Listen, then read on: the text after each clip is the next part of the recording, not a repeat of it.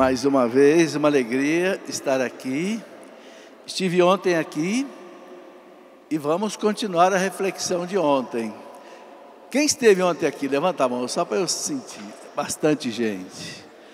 Então, eu vou continuar a conversa de ontem.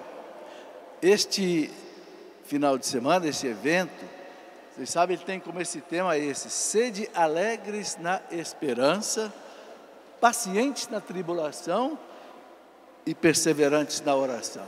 3 assuntos importantes: esperança, tribulações e oração. A mim coube falar da esperança, ao Frei Gilson falar da tribulação e a Dom Falcão falar sobre a oração. Realmente um final de semana de grande aprofundamento. Como eu dizia ontem, nós precisamos de reavivamento, mas também de aprofundamento. Vocês vão ver a primeira leitura da missa de hoje. Quem vai participar ou já participou?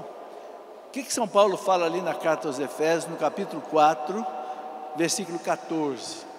São Paulo fala assim: não sejamos crianças, levadas ao sabor das ondas, aceitando qualquer tipo de doutrina. Não, pelo amor de Deus, tenhamos profundidade na doutrina. A carta aos Hebreus diz que sem ter profundidade na doutrina, a gente não tem discernimento. Se você não conhece a doutrina, você não sabe o que é o certo e o que é o errado. E muitas vezes você se deixa levar pelas ondas. Eu vejo tantas ondas que passam por aí, né?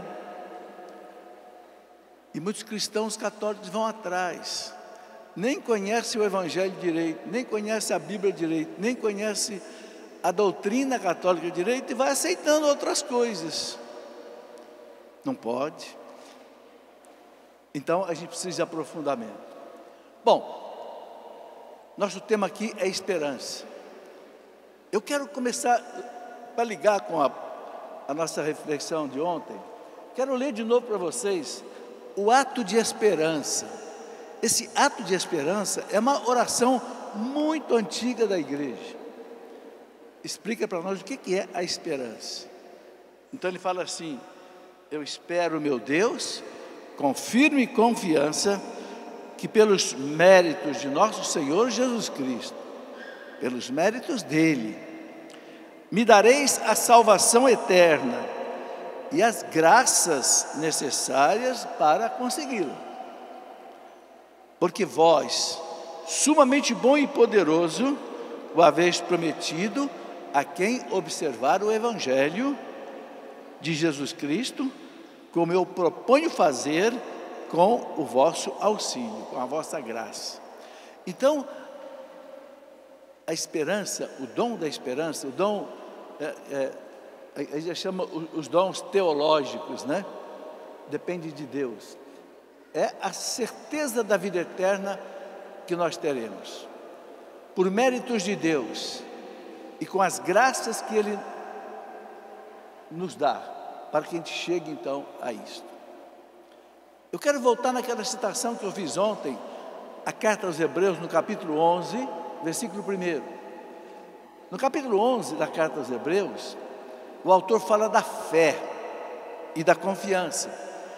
Então ele começa dizendo assim, né, que a fé é o fundamento da esperança. Olha que bonito. A fé é o fundamento, ou seja, a base, o alicerce, o apoio da esperança. Então, para a gente tratar da esperança, a gente tem que tratar da fé. Se a fé é a base da esperança, a gente tem que tratar da fé. E depois eu quero tratar um pouco disso. Mas antes, eu quero falar um pouco da vida eterna. Porque a esperança está dizendo aqui, olha, né? Me dareis a salvação eterna e as graças necessárias para consegui-la. Então eu quero falar um pouquinho dessa vida eterna. Ontem eu falei um pouquinho do céu. da vida eterna. Hoje eu quero falar um pouco mais desdobrado, porque o céu é a meta que a esperança tem para nós, né? E infelizmente hoje se fala pouco do céu. Nós estamos muito acostumados com as delícias da terra. A tecnologia vai oferecendo para nós cada vez coisas mais sofisticadas. Os carros mais avançados que existem, estão falando em carro que voa.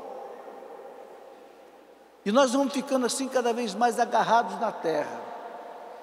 É o celular de último tipo, é o carro de último tipo, é a comida sofisticada, e a gente vai ficando cada vez mais terreno. E a gente vai esquecendo que aqui não é a nossa pátria. A nossa pátria é o céu. Vocês sabem o que quer dizer a palavra paróquia? Paróquia quer dizer exílio. Aqui não é a nossa pátria. Ninguém de nós vai viver aqui eternamente. Dificilmente alguém passa dos 100 anos, né? Vocês já repararam que tudo aqui é precário? Repararam? Compra uma camisa bonita dessa. Isso aqui eu ganhei. Ganhei da minha filha. Mas daqui a pouco não vou poder usar mais, porque vai lavando, daqui a pouco rasga aqui, rasga ali, não é? Aí tem que dar para o mais pobre. Não é assim que a gente faz? Compra um sapato bonito, ó, ganhei do meu filho. Ganhei do filho, do Mateus. Pai, tem que usar esse sapato, pai, está na moda. E lá vai o velho de 75 anos botar o sapato da moçada. Mas não dura muito. Daqui a pouco está me dando outro. Não é assim? Você compra um carro bonitão, zero, passa 4, 5 anos, pá, começa a dar problema. Aí se você puder, você já troca por outro. Gente, conclusão. Nada é permanente aqui. Meus cabelos não eram brancos. Nem o da senhora. O que Deus quer mostrar para isso, para a gente com isso? Não se prenda na terra. Aqui é passagem. Aqui, o que é a terra? É o tempo de você conquistar o céu. Lembra-te disso. São Paulo, na carta aos Filipenses, capítulo 3, versículo 30, São Paulo diz assim: nós somos cidadãos do céu. Cidadãos do céu. Cidadão é aquele que mora na pátria. Aqui nós estamos exilados por um tempo para conquistar o céu. Nós somos cidadãos do céu, São Paulo fala. É de lá que nós esperamos o Senhor Jesus, que virá ressuscitar o nosso corpo, dando ao nosso corpo toda a glória que Ele tem ressuscitado. Então, gente, vamos pensar um pouquinho na esperança, a virtude da esperança, como essa busca da vida eterna. E aqui eu queria citar para vocês uma passagem muito bonita do Frei Raniero Cantalamessa. Quem é o Frei Raniero Cantalamessa? É um frei franciscano que há mais de 30 anos, eu acho que já chega uns 40, ele é o pregador do Papa. Hoje é cardeal. Raniero Cantalamessa. Eu quero ler para vocês uma coisa que ele falou. Ele diz assim: porque eternidade é uma palavra morta. Olha bem, gente. Porque eternidade é uma palavra morta. Deixamo-la morrer, como se deixa morrer uma criança abandonada. Eternidade, uma palavra morta, que nós deixamos morrer. Por quê? Porque nós deixamos de olhar para o céu e ficamos só olhando para a terra. Assim como ele deixa uma criança morrer abandonada. Nós abandonamos a vida eterna.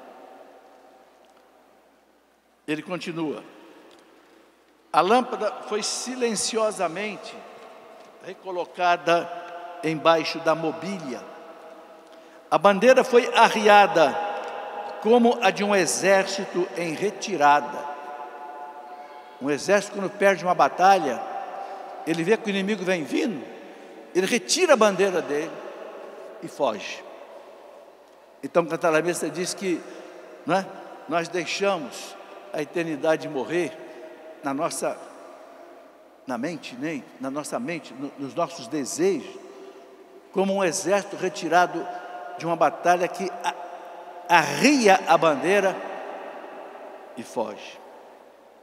Esse fenômeno tem um nome bem preciso, chama-se secularização.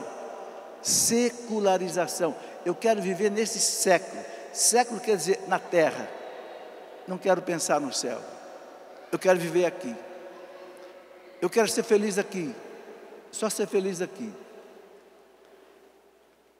Secularização significa esquecer ou colocar entre parênteses a eternidade, para ligar-se ao século. O século quer dizer a vida terrena. Isto é, ao tempo presente. Eu quero viver esse tempo presente aqui. Não quero saber de eternidade. Essa é considerada a maior, escuta isso, essa é considerada a maior e mais perigosa heresia da nossa época. Gente, que grito esse homem está dando. Hoje era um cardeal, pregador da Casa Pontifícia, pregador do Papa, foi pregador do Papa João Paulo II, pregador de Bento XVI e agora é pregador de Francisco. Esse homem é um gigante. Tem muitos livros publicados, a Canção Nova mesmo tem livro publicado dele. Olha o que ele diz, a secularização, ele diz, é a mais perigosa heresia da nossa época. E infelizmente todos nós, mais ou menos, contaminados por ela. Somos todos, nesse sentido, meio hereges. É verdade, gente. Todos nós ficamos agarrados nessa vida na terra. E esse homem vem dar um grito aqui para nós, né? É a pior heresia dos tempos. Por quê? Porque Jesus veio, morreu na cruz. Para quê? Para nós irmos para o céu com Ele um dia. Ele não falou? Na casa do meu Pai tem muitas moradas. Eu vou para lá. E quando eu estiver lá, eu vou preparar um lugar para vocês. Depois eu virei buscá-los. Jesus coloca isso. Então nós temos que meditar nisso. Uma palavra de Santa Teresinha. Santa Teresinha dizia assim: não morro, entro na vida. Não morro, entro na vida. Acho que nenhum de nós aqui quer morrer. A gente tem medo da morte. Não adianta esconder, não adianta mentir, não é? Mas é preciso começar a encarar a morte na fé cristã. Não morro, entro na vida. A liturgia da igreja, quando celebra a missa de corpo presente de alguém, a liturgia diz: se a tristeza da morte nos entristece, a certeza da ressurreição nos alegra. Então não podemos perder essa certeza. A virtude da esperança é isso. A graça da esperança é isso, né? É não perder essa certeza e viver nessa perspectiva. São Tomás de Aquino dizia assim: tem gente que pergunta para mim assim, eu vou ver meus parentes lá no céu? Vai, tenha certeza que você vai ver. E eu quero ler para vocês aqui o que fala São Tomás de Aquino e o que fala Santo Agostinho sobre isso. Eu fui buscar lá na Suma Teológica de São Tomás e nos escritos de Santo Agostinho. São Tomás diz assim, está lá na Suma Teológica, número 3084. No céu, tornaremos a ver os nossos queridos. A minha querida já foi, mas eu hei de vê-la lá no céu. Já estou com saudade dela, são 12 anos. E os reconheceremos. São Tomás de Aquino, doutor da igreja. Vamos ver os nossos entes queridos e reconheceremos. Aí ele fala o seguinte: a visão beatífica de Deus não vai eliminar isso. Olha o que ele diz: a contemplação da essência divina. O céu é você estar diante de Deus face a face. Ele chama de essência divina. A contemplação da essência divina não absorve os santos de maneira a impedir-lhes a percepção das coisas sensíveis, a contemplação das criaturas, a impedir-lhes a percepção e a sua própria ação. Reciprocamente, esta percepção das criaturas, dos outros, essa contemplação e essa ação não os podem distrair da visão beatífica de Deus. Não sei se vocês entenderam. Nós vamos estar diante da visão beatífica de Deus, num êxtase infinito. Porque você imagina, você está diante de Deus, face a face. Se uma paisagem bonita tira o fôlego da gente, se uma criança bela tira o fôlego da gente, se um pôr do sol de tanta beleza tira o fôlego da gente. Agora você imagina, você está diante do autor de tudo isso, da beleza de tudo isso. Então será um êxtase eterno. E esse êxtase eterno vai gerar o que em nós? Um louvor contínuo. Claro, quando você vê uma coisa maravilhosa, você fica, que belo, que coisa, que maravilha, não é assim? Você está louvando. Por que a igreja diz que a vida eterna será um louvor eterno? Porque será um êxtase eterno. Eu já falei isso aqui, não haverá tédio, não haverá cansaço, não haverá enjoo. Não, por quê? Por que não haverá tédio nem enjoo? Porque Deus é sempre novo, e Deus é infinito. Então por toda a eternidade a gente vai estar num êxtase. Mas São Tomás fala que esse êxtase não impede que eu esteja com meus queridos que estiverem lá. Não dá para explicar, né? A gente não consegue explicar. Mas que coisa bonita saber disso. Um doutor da igreja, em que a igreja coloca toda a base dos seus ensinamentos, diz isso para nós. É maravilhoso. Então não tenha mais dúvida, você vai encontrar com aqueles que estiverem no céu, que são seus caros, queridos. E juntos, nós vamos estar dando um louvor eterno a Deus. E vocês sabem que no céu não nasce gente, né? Jesus não disse que perguntaram para ele aquela provocação que os fariseus fizeram, né? Uma mulher que tinha casado com 7 irmãos, porque a lei judaica, a lei do levirato, mandava, se a mulher ficou viúva do marido, deveria casar com um irmão, para poder suscitar filhos, e aí punha o nome do filho do primeiro marido. Era a lei do levirato. Mas morreram 7 irmãos. A mulher casou com 7 irmãos e os 7 morreram. Aí os fariseus perguntaram para Jesus: e na vida eterna, com quem que ela vai ficar casada? Para provocar Jesus, né?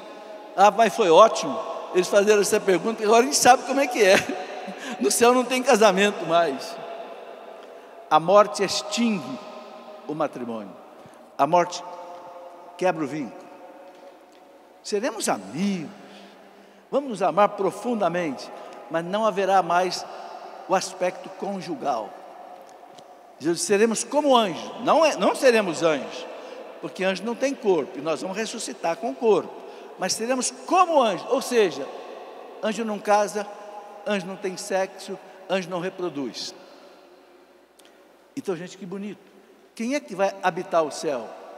Você e seus filhos. É por isso que a igreja é a favor da vida. É por isso que a igreja torce para que os casais tenham filhos, e filhos educados na fé, para habitar aqueles lugares que os anjos apóstatas abandonaram no céu, e que os nossos filhos e nós vamos ocupar um dia, se Deus quiser. Que bonito, não é? Vamos em frente.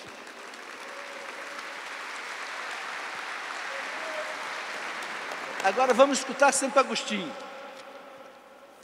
Santo Agostinho diz assim: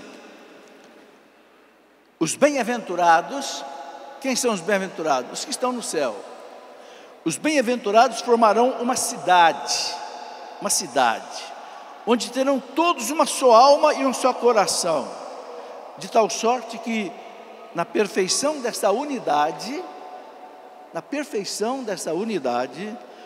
os pensamentos de cada um não serão ocultos aos outros. Que coisa linda! Você vai saber o meu pensamento, eu vou saber o seu, porque não vai ter mais mau pensamento, não vai ter mais fofoca, só vai ter louvor a Deus. Então Santo Agostinho diz: gente, eu não teria coragem de repetir isso daqui se não fosse dito por um santo doutor da igreja.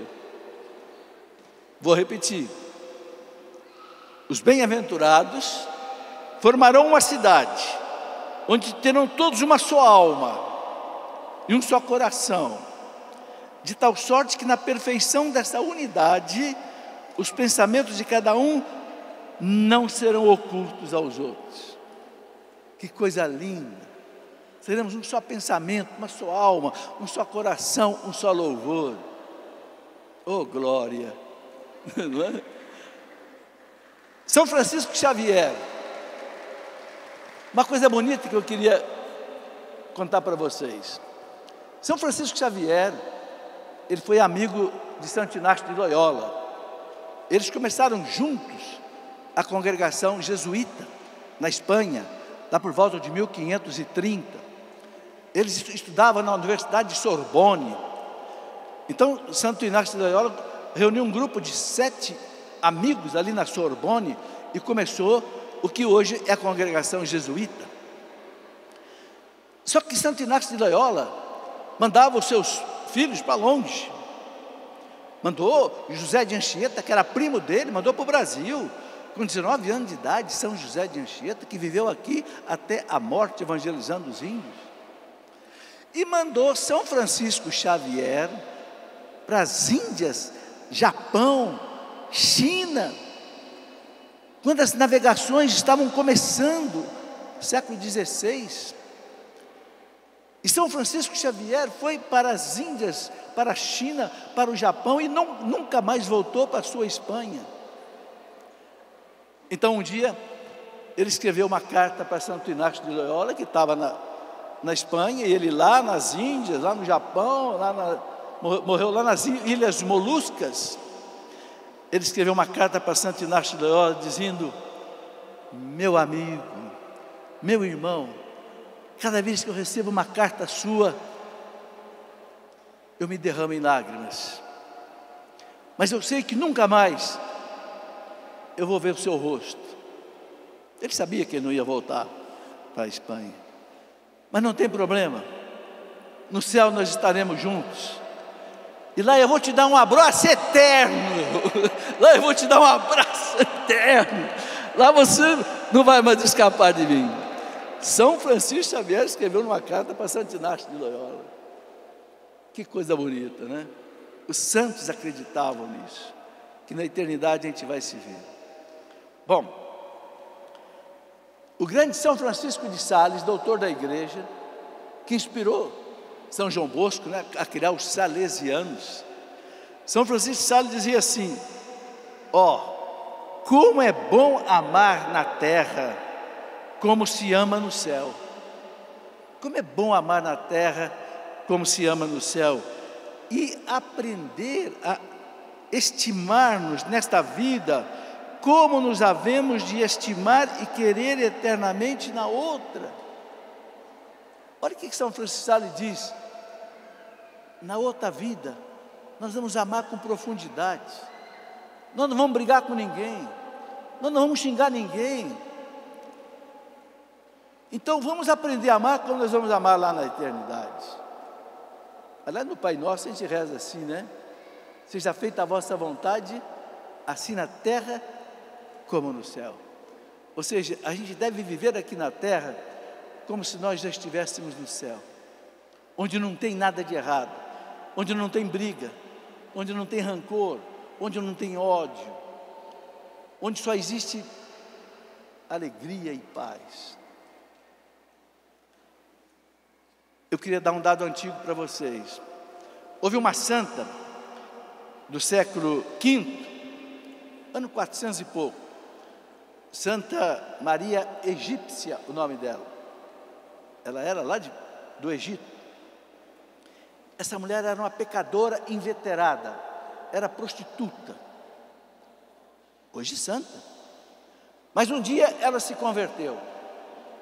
E ela se converteu a tal ponto que ela fez uma promessa para Deus: vou viver o resto da minha vida em penitência no deserto. Gente, essa mulher viveu ali 50 anos no deserto, em penitência, em oração. Aí teve um dia que São Zósimo, que era um santo eremita, encontrou com ela no final da vida e perguntou para Santa Maria Egípcia: como é que você teve força para viver 50 anos nesse deserto sozinha? E a resposta dela foi essa: meu padre, com a esperança do céu. Meu padre, com a esperança do céu. É essa esperança do céu que precisa ser realmente ressemeada sobre a terra, meus irmãos. Essa esperança do céu. Eu contei para vocês ontem aqui alguns fatos de mártires, né? Contei de Santa Perpétua, Santa Felicidade, duas jovens que entregam a vida. Mas, gente, se eu fosse ficar narrando aqui a fé dos mártires, enfrentando a morte, com base em quê? A esperança do céu. Acho que vocês já leram no segundo livro de Macabeus, no capítulo 7, aquela mãe. Vou tomar só um pouco d'água e vou explicar. Era uma mãe judia que os pagãos tinham invadido a Terra Santa.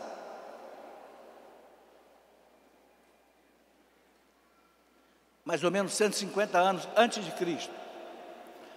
Um rei chamado Antíoco Epífanes IV, que era sírio, pagão, invadiu a Terra Santa. Quem já leu o livro dos Macabeus conhece a história.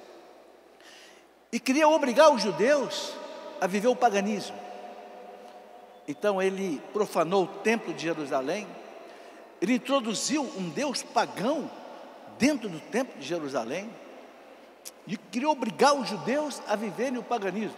Foi quando surgiu toda a revolta dos Macabeus, e que acabaram vencendo.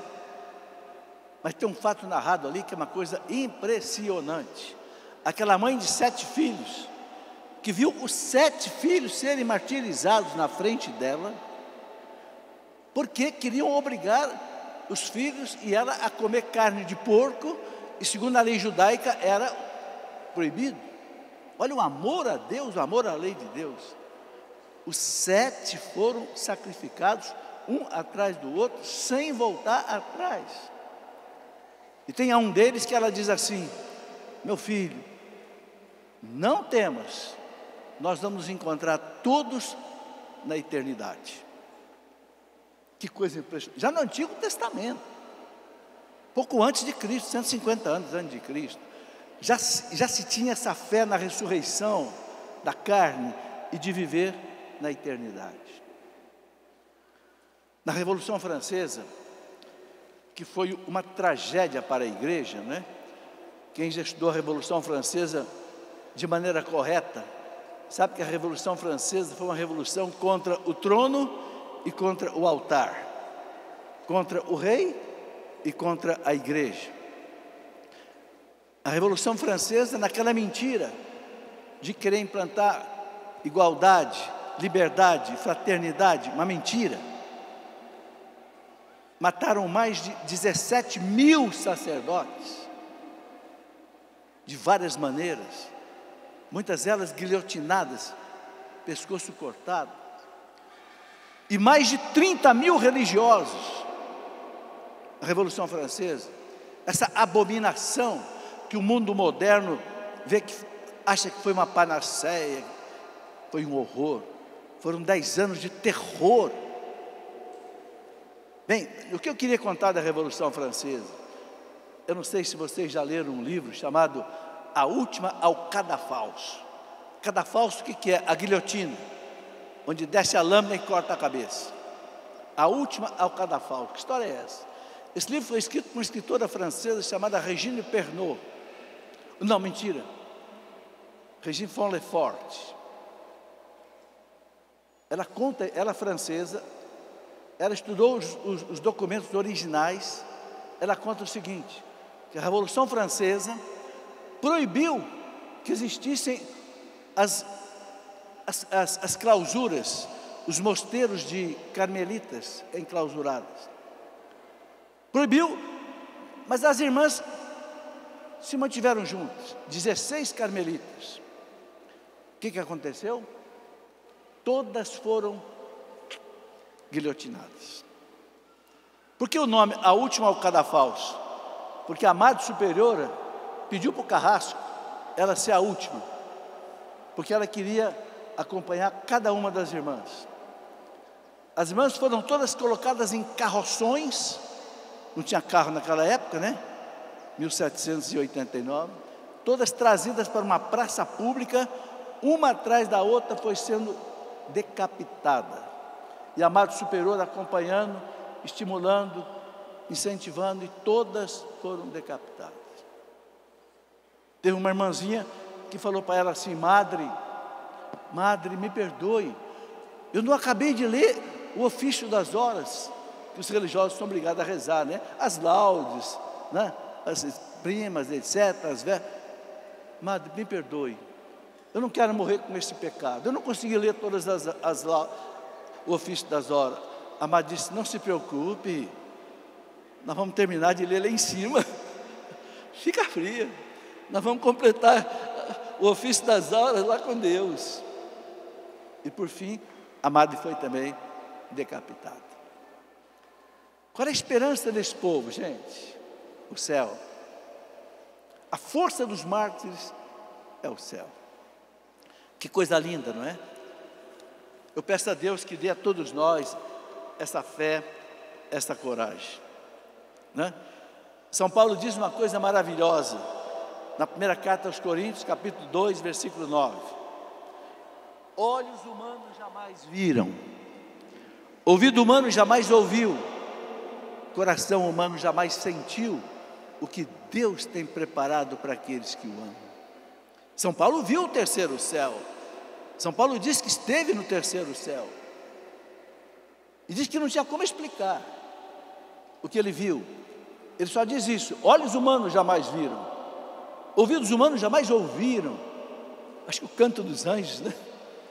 Coração humano jamais sentiu tanta felicidade que Deus vai dar àqueles que o amam. Então que tudo isso, gente, seja para nós essa mola propulsora da gente querer buscar o céu, né? Depois tem mais coisa, né? São Paulo diz assim, na segunda carta aos Coríntios, capítulo 4, versículo 17, São Paulo diz assim: a nossa presente tribulação, momentânea e ligeira, produz em nós um peso eterno de glória incomensurável. Olha como é que São Paulo fala do céu. 2 Coríntios 4, 17. A nossa presente tribulação, essa luta nossa aqui do dia a dia, a doença, as contrariedades, a morte, a nossa presente tribulação, momentânea e ligeira. São Paulo acha que isso vai ser rápido. momentânea e ligeira, produz em nós um peso eterno de glória incomensurável, ou seja, uma glória que você não consegue medir, incomensurável, você não consegue mensurar, você não consegue medir. Que coisa, não é? Ele diz, na segunda carta aos Coríntios, capítulo 5, versículo 5, sabemos que todo o tempo que passamos no corpo é um exílio longe do Senhor. Esse tempo que nós vivemos aqui, São Paulo fala, é um exílio longe do Senhor. Então, gente, essa esperança é que tem que dar força para nós vencermos todas as dificuldades dessa vida. Você pode chegar até a morte, mas Deus vai te dar uma glória incomensurável. Isto é que há de ser a nossa força, né? Tanto é que São Paulo, ele termina dizendo assim, ó, primeira carta aos Coríntios, capítulo 15, versículo 19, São Paulo diz assim, escuta bem isso, se é só para esta vida que temos colocado a nossa esperança em Cristo, se é só para esta vida, somos de todos os homens os mais dignos de lástima. Se é só para esta vida que eu ponho a minha esperança em Cristo, na cruz. Lembra que eu falei ontem, a cruz? Cruz ave, espécie única, salve ó cruz, única esperança. São Paulo fala, se é só para esta vida que eu ponho a minha esperança em Cristo, então ele fala, então eu sou mais desgraçado dos homens. Por que ele fala isso? Porque São Paulo só sofreu, e a esperança dele estava em Cristo, mas não estava nesta vida, estava na eternidade. Paulo sofreu não sei quantos naufrágios, não sei quantas vezes foi flagelado, foi batido com vara, passou fome, passou frio, foi náufrago. Ele disse, é só para esta vida que eu ponho a minha esperança em Cristo, estou lascado. Acabou sendo decapitado em Roma, mas ele ganhou o céu. Aí está a minha esperança em Cristo. Então não ponha a sua esperança em Cristo só para você ter saúde, para você ter sua casa, ter seu carro, ter tudo direitinho. Não, é claro, isso é válido. Jesus manda o pão nosso de cada dia nos dai hoje. Ele manda pedir pelas nossas necessidades. Não está proibindo não, mas que esta não seja a sua esperança fim, seja uma esperança meio. A esperança fim é a eternidade. Gente, pediram para eu falar para vocês de esperança, da virtude da esperança, é isso. Agora eu queria colocar o seguinte, volto naquela primeira frase que eu comecei, Hebreus 11, 1. A fé é o fundamento da esperança, a fé é a base, é o alicerce em que a esperança se apoia. Então eu queria colocar aqui o seguinte, onde é que está a fonte da esperança? Está na fé. Se a fé é o fundamento da esperança, então como é que eu vou ter uma fé robusta, que vai me dar uma esperança apoiada na fé, então será uma esperança robusta? Aí eu queria desdobrar algumas coisas importantes, né? Primeira delas, eu queria falar um pouquinho da segunda vinda de Cristo. Todos vocês já ouviram falar da segunda vinda de Cristo. Nós não sabemos quando será, nem como será, mas sabemos que será. É dogma de fé, está no credo, né? Ele virá para julgar os vivos e os mortos. Então a igreja fala daquilo que os apóstolos colocaram: haverá novos céus e nova terra. O que é essa nova terra, esse novo céu? Nós não sabemos. O catecismo da igreja, a partir do parágrafo 1047, o catecismo da igreja diz assim: a Terra não vai desaparecer. O cosmos não vai desaparecer, será transformado. Assim como o nosso corpo vai morrer, mas Deus vai fazer outro, glorioso. Quando Jesus voltar, o catecismo fala que o universo será transformado. Só que aqui diz assim: não sabemos nem onde, e nem quando, e nem como. A igreja é humilde, né? A igreja, ela confessa que ela não sabe, e ninguém ousa explicar. Se alguém quiser explicar, está mentindo, porque se a igreja não sabe, alguém vai saber? É mentiroso. Eu dou aula para os meninos da Canção Nova aqui, já faz 30 anos. Eu digo para eles 4 coisas: não autorize o que a igreja não autoriza. Segundo, também não proíba o que a igreja não proíbe. Tem gente que quer proibir uma coisa que a igreja não proíbe. Não. Terceiro, não ensine o que a igreja não ensina. E quarto, não quero saber o que a igreja não sabe, pelo amor de Deus. Não quero saber mais que os doutores da igreja. Tem gente que é arrogante, daí nasce a heresia. Quem é o herege? O herege é aquele que sabe mais do que a igreja.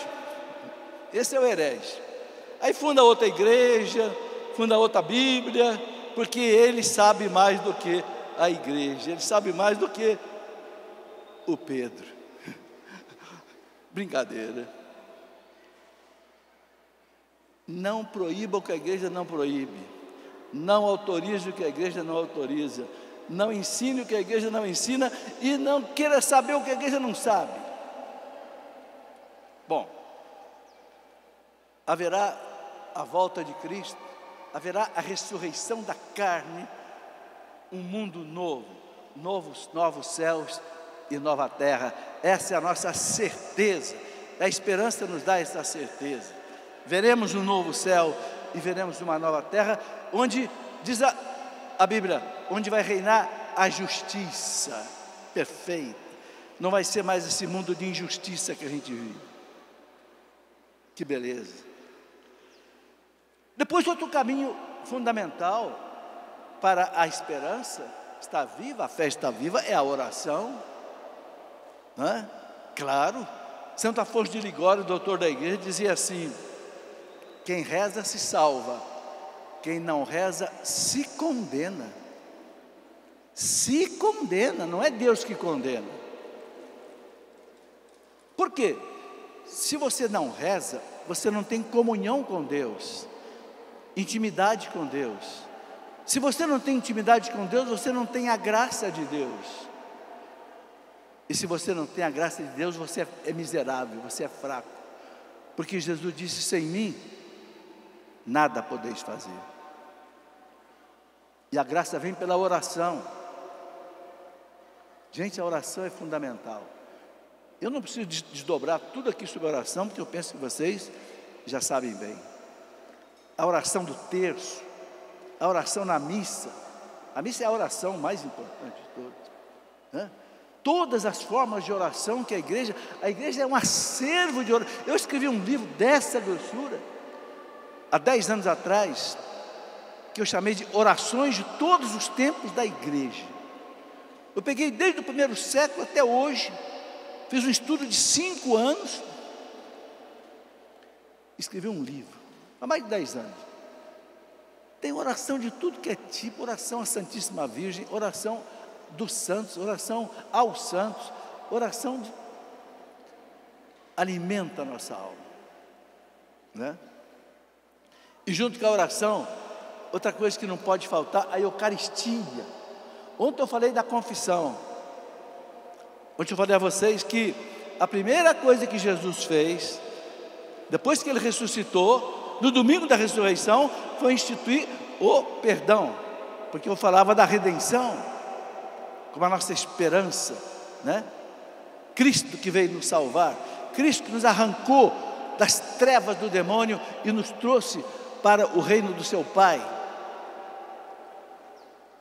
Eu dizia então que Cristo no primeiro encontro com os apóstolos, entregou a eles o poder divino, maravilhoso, de arrancar os nossos pecados. A quem vocês perdoarem os pecados estarão perdoados. Meus irmãos, nem o presidente da República, nem o presidente do Supremo Tribunal Federal, nem o presidente dos Estados Unidos pode perdoar o pecado de alguém. Mas o padrezinho mais humilde da última aldeia desse mundo, ele pode tirar todo o seu pecado. Ele tem mais poder do que o presidente dos Estados Unidos, ele tem mais poder do que o presidente da ONU, ele tem mais poder do que o Supremo Tribunal Federal. O padrezinho mais humilde, mesmo em pecado, se ele te perdoar, você está perdoado. Essa é a nossa esperança, gente. Essa é a nossa fé. Mas eu queria falar também da Eucaristia. O que vai nos dar essa força que os mártires tiveram? Cristo em nós. Não tem intimidade maior, não tem comunhão maior com Jesus do que a Eucaristia. Ele vem aqui, corpo, sangue, alma e divindade. Santa Teresinha do Menino Jesus dizia assim: ele não desce do céu para ficar numa âmbula de ouro, ele desce do céu para vir a nossa alma, onde ele encontra as suas delícias. Por que Jesus encontra as suas delícias na nossa alma? Porque ele nos ama loucamente. E quando você ama alguém loucamente, o que você quer? Você quer ficar do lado dessa pessoa. Quando eu ainda namorava a minha esposa, quando eu era noivo da minha esposa, eu estava na Academia Militar das Agulhas Negras, eu não via a hora de chegar a sexta-feira para eu estar com ela a sexta-noite, o sábado e o domingo, porque eu a amava. Quem ama quer estar junto. Jesus nos ama loucamente. Olha ali a prova do amor dele por nós. Olha ali, não tem uma música que canta isso? Olha para a cruz, veja a prova. Então Teresinha fala: ele não desce do céu para ficar numa âmbula de ouro, mas para estar no nosso coração. Então, gente, a gente tem que ter muita intimidade com Jesus. Ontem eu contei para vocês aquela história do cardeal Vantuan, que ficou preso 13 anos, sendo 9 anos numa solitária é um quartinho fechado, sem janela. Ele tinha que abaixar num buraquinho que tinha para respirar. E o Vantuan conta nesse livro, 5 pães e 3 peixes, ele conta uma história muito interessante. Tempo que ele era padre, tempo que ele era bispo ainda lá no Vietnã, antes de ser preso, ele conta a história de um homem que todo dia entrava na igreja, ficava 1-2 minutos e saía. Ia lá no Santíssimo, ficava lá 1-2 minutos e saía. Um dia, o sacristão ficou encafufado,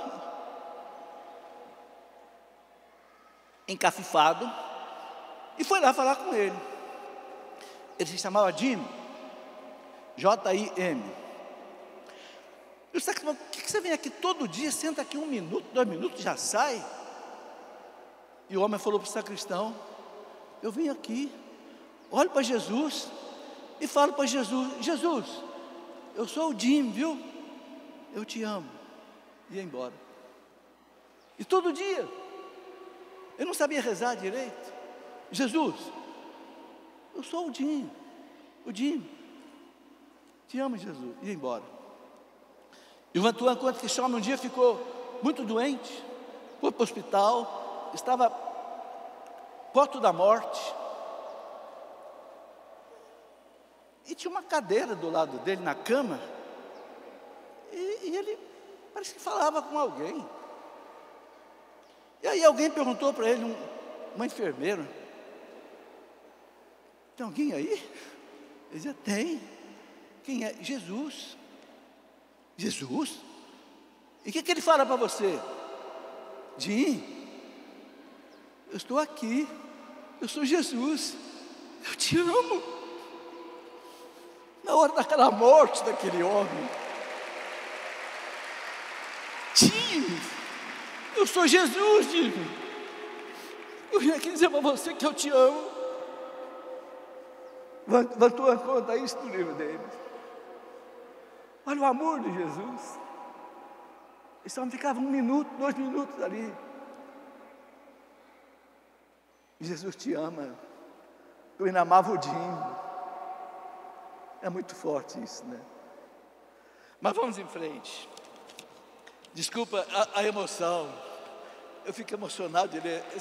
Toda vez que eu leio essa parte desse livro, me dá vontade de chorar. Nós precisamos também, gente, da igreja. A igreja é a nossa esperança. Por que a igreja é a nossa esperança, gente? Porque você está aqui hoje, você é batizado, você pode confessar, você pode comungar, você tem uma Bíblia na mão, porque a igreja trouxe há 2000 anos tudo isso para você. Essa instituição chamada Igreja Católica Apostólica Romana é que trouxe tudo isso para você, de Jesus Cristo até hoje, para a sua mão. Essa igreja é esta igreja que o Concílio Vaticano II chama de Sacramento Universal da Salvação. Sacramento que vai salvar todo mundo que ama a Jesus. Entenda uma coisa. Qual é o plano do Pai para salvar a humanidade? O plano do Pai para salvar a humanidade é esse, gente. O Pai mandou o Filho, porque o Filho tinha que pagar o preço da nossa libertação. E o Filho quis, o Filho aceitou, o Filho queria. Eu vou passar por um batismo de sangue, e eu não vejo chegar essa hora. Pelo amor que Ele tem a nós, Ele queria derramar aquele sangue.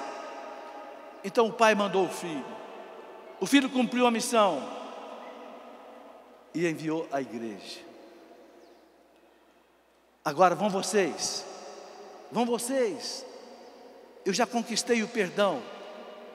A quem vocês perdoarem os pecados estarão perdoados. Veja, o Pai manda o Filho manda a igreja. Essa tônica está repleta na Bíblia, né? Jesus fala, por exemplo, para os apóstolos, Lucas 10:16, Jesus falando para os apóstolos: quem vos ouve, a mim ouve. Quem vos rejeita, a mim rejeita. E quem me rejeita, rejeita aquele que me enviou. Aquele que me enviou. Quem vos ouve, a mim ouve. Quem ouve a igreja, ouve Jesus. Quem ouve Jesus, ouve o Pai. Quem não ouve a igreja, não ouve Jesus. E quem não ouve Jesus, não ouve o Pai. O Pai manda o Filho envia a igreja. Entenderam o caminho da salvação? Então a igreja, meus irmãos, é que nos dá a salvação, pelo batismo, que nos arranca das trevas e traz para o mundo da luz. É a igreja que nos dá a confissão, é a igreja que nos dá a Eucaristia, é a igreja que nos dá o sacerdote, é a igreja que nos dá o matrimônio sagrado, para você viver 40, 50, 60 anos casados, e um aguentar o outro até o fim. É a igreja que nos dá a unção dos enfermos, quando eu vou já partir para a eternidade. A igreja, e sempre a igreja, é a nossa esperança. Como dizia João 23, Mater et Magistra, mãe e mestra. Se vocês quiserem ter essa esperança, apoiem-se na igreja. Muita gente diz assim: eu tenho crise de fé. Sabe por que você tem crise de fé? Porque você está apoiado na sua fé. Porque se você se apoiar na fé de Pedro e da igreja, você não vai ter crise de fé. A igreja nunca teve crise de fé.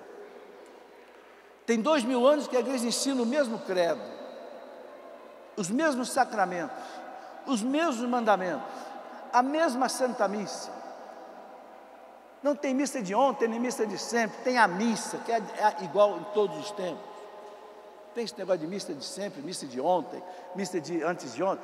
A missa, é a presentificação do Calvário, é o sacrifício de Cristo que se torna presente. Então, a igreja, meus irmãos, é outro ponto básico da nossa esperança. Que coisa maravilhosa. E eu quero completar a nossa conversa colocando a esperança maior, a Virgem Maria. A gente reza na Salve Rainha, né? Salve Rainha, Mãe de Misericórdia, vida, doçura, esperança nossa salve. Esperança nossa salve. É por isso que a ladainha lauretana reza lá, né? Ela é a Mãe da Misericórdia, né?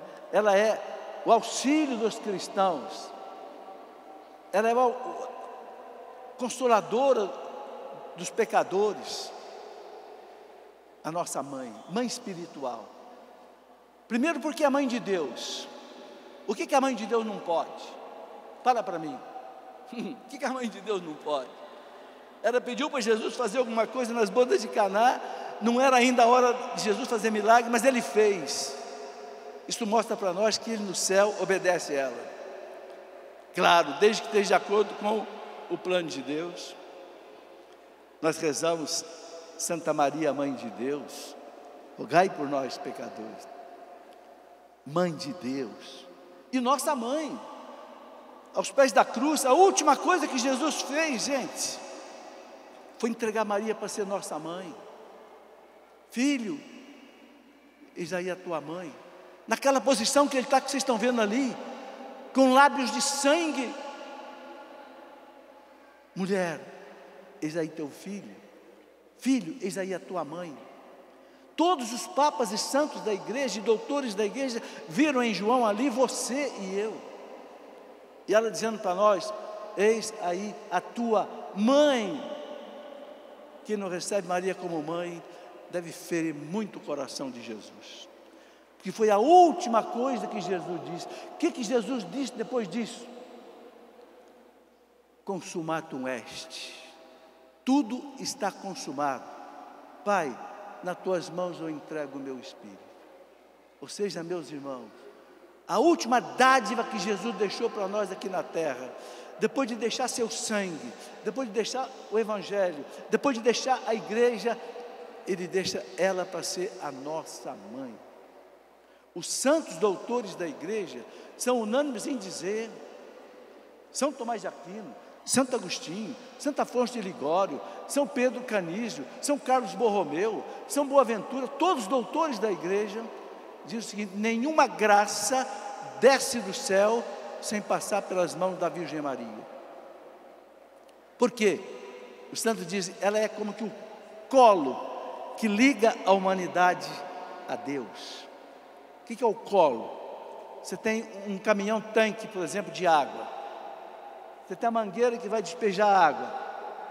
Tem aquela rosca que prende no tambor. Aquilo é um colo. Então, o santo diz: Maria é o colo que traz todas as graças de Deus para nós.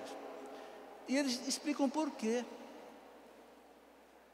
Explicam simples.